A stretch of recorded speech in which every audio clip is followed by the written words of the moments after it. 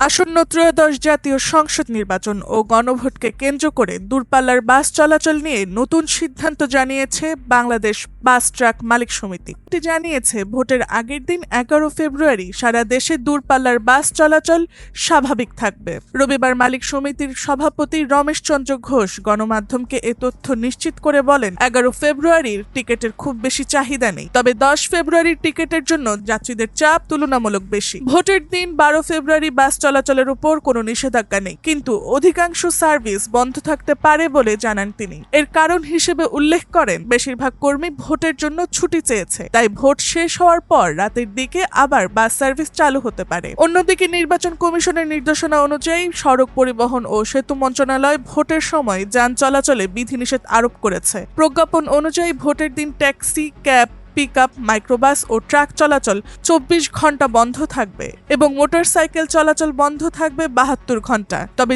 জরুরি প্রয়োজন ও নির্বাচন সংশ্লিষ্ট কাজে কিছু শিথিলতা রয়েছে।